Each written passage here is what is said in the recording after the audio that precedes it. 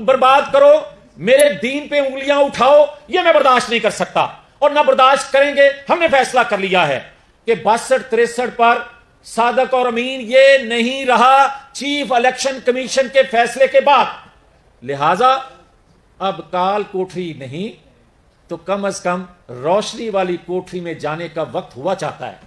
اب یہ نہیں ہو سکتا کہ آپ چند لوگوں کی حمایت سے, اور میں جو بات کہتا ہوں میں ڈنکے کی چوٹ پر ثبوت سے کہتا ہوں کہ اگر اسے چند لوگوں کی آج بھی حمایت حاصل نہ ہو تو یہ بنی گالا نہ آئے, یہ وہاں جائے جہاں اس کو تحفظ دینے والے پشاور کے حکمران موجود ہوں. یہ اس وقت 15 دن کے بعد بنی گالا آیا تھا جب اسے کور مل گیا تھا.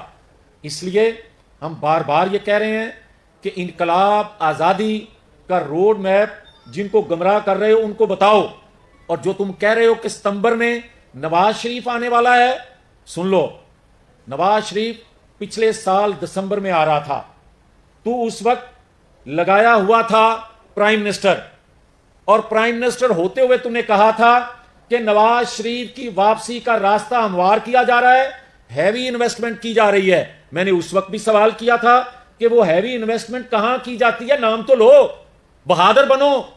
پھر آج یہ کہہ رہا ہے کہ ستمبر میں نواز شریف آ رہا ہے اور مجھے اور اس کو ایک جیسا کرنے کے بعد کہا جائے گا کہ دونوں الیکشن لڑو. اس سے بڑا فراڈ دنیا سے کوئی نہیں کیا جا سکتا, اس قوم سے نہیں کیا جا سکتا.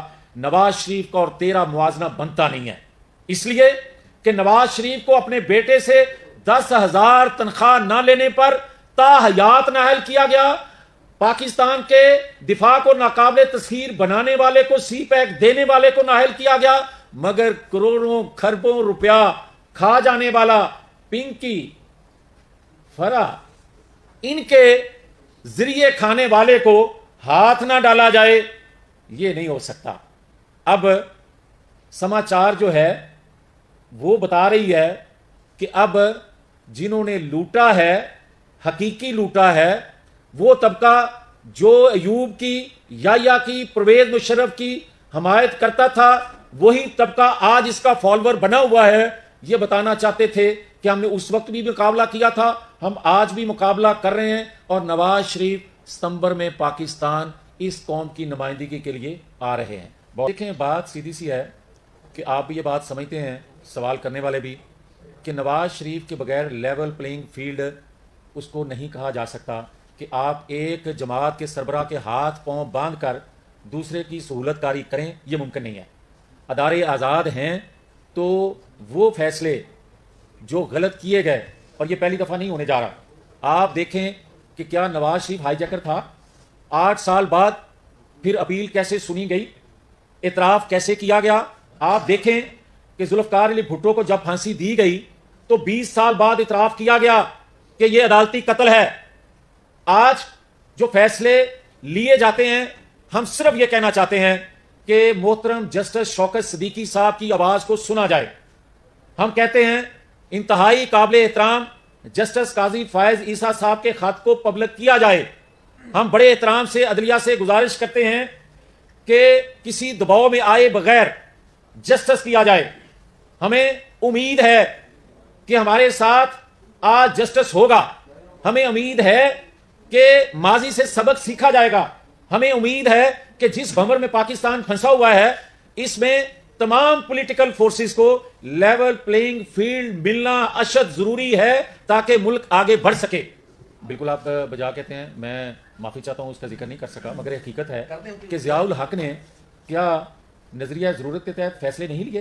کیا میں نے یہ ذکر نہیں کیا کہ ذوالفقار علی بھٹو کو کس طرح عدالتی اس کا قتل کیا گیا, وہ جنرل ضیاء الحق کے زمانے میں تھا. میں نے عرض کیا تھا, ویسے نام لینا ضروری تھا تو میں لے رہا ہوں. دیکھیں پرویز بشیر صاحب, مجھے بڑا احترام ہے آپ کا, مگر مجھے آپ ہی بتا دیں کہ کیا نواز شریف 3 دفعہ کا پرائم منسٹر نہیں تھا؟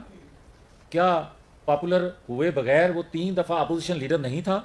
کیا پاپولیرٹی کا پیمانہ یہ ہے کہ کسی کو ایک دفعہ 2018 کا الیکشن چرا کے اس کو پرائم منسٹر لگا دیا جائے تو اس کے خلاف فیصلہ نہیں آ سکتا, اور 3 دفعہ کا منتخب پرائم منسٹر نواز شریف جو ہے بطور پرائم منسٹر کے ہی 2017 میں اس کے خلاف فیصلہ سنا دیا جائے بغیر ثبوت کے, تو پاکستان پھر بھی چلتا رہے؟